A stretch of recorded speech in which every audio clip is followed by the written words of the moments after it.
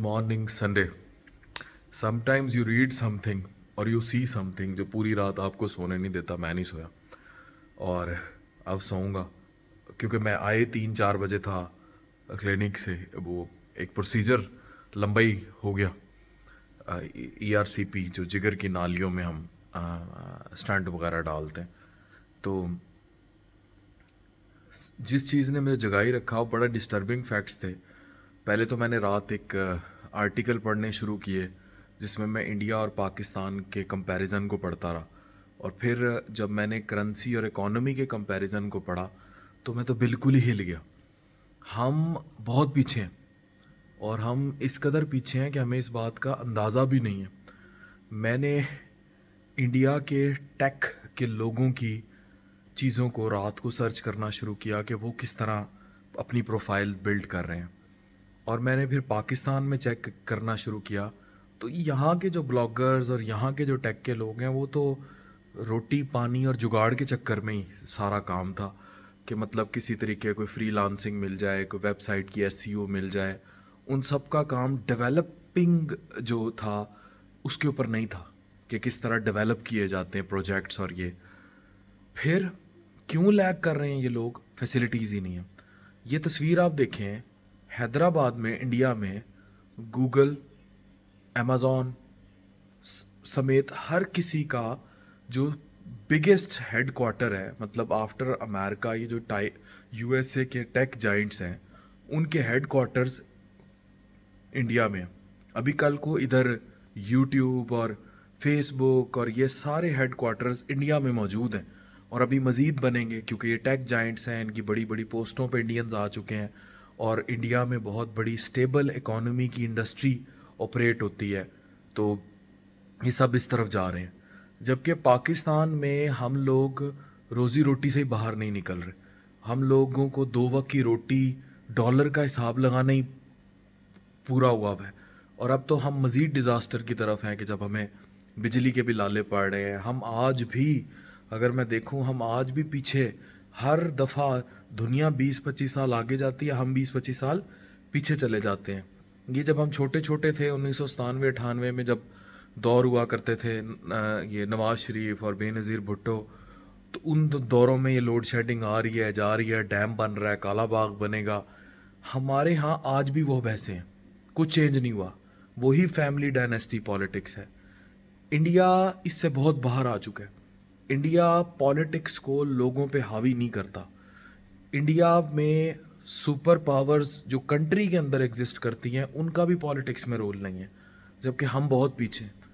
यही वजह है कि हम पूरी दुनिया में, क्योंकि एक स्टेबल इकोनॉमी नहीं है, स्टेबल रियासत नहीं है और बनाना रिपब्लिक बन चुके हैं, हमारे यहाँ कोई इन्वेस्टमेंट करने को तैयार नहीं है. फिर दहशतगर्दी ने हमें बहुत पीछे धकेली रखा.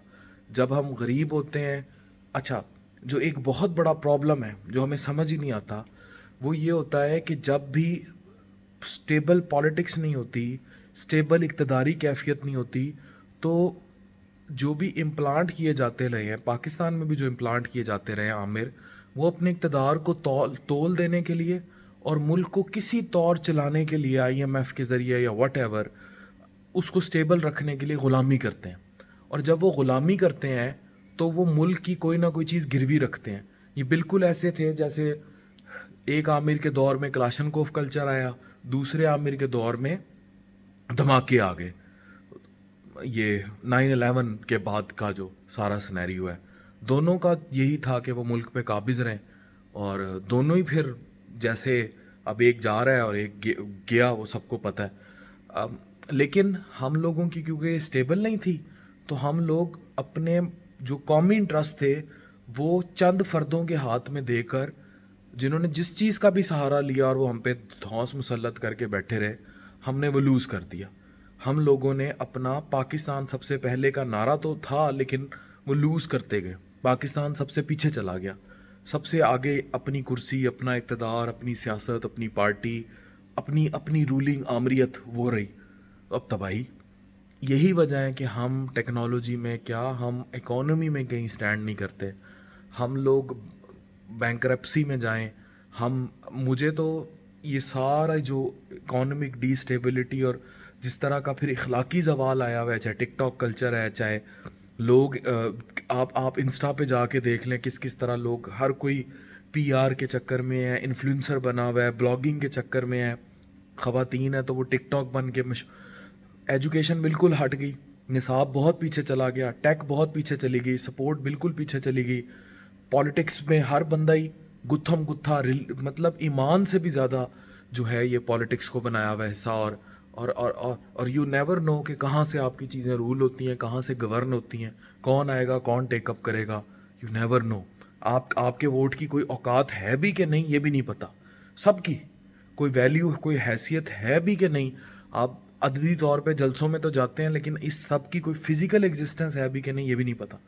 تو لیکن ہمیں جہاں توجہ دینی چاہیے تعلیم پہ، اکانومی پہ، ٹیک کی دنیا، جس کو دنیا اب دس از دی ویپن. وہ کہتے ہیں نا ایسٹ انڈیا کمپنی جو ہے وہ ہتھیار لے کے اتری تھی اور قبضہ کیا تھا، اب یہ قبضے ہیں. آپ لوگ کسی بھی چیز پر بات کریں گے اگر تو یو ول سفر، آپ کچھ بھی کرنے لگیں گے تو یو ول سفر. تو اس لیے اب دنیا بدل چکی ہے، اب دنیا میں اس طرح کی چیزیں بڑی فرق ہو چکی ہیں. آپ کو آزادی رائے کے لیے بھی گوروں کی طرف دیکھنا ہے. تو دس از ویری امپورٹنٹ کہ ہم لوگوں کو خود گرو کرنا ہے، نہیں کریں گے تو مریں گے. ڈاکٹر عفان کیسر سائننگ آف.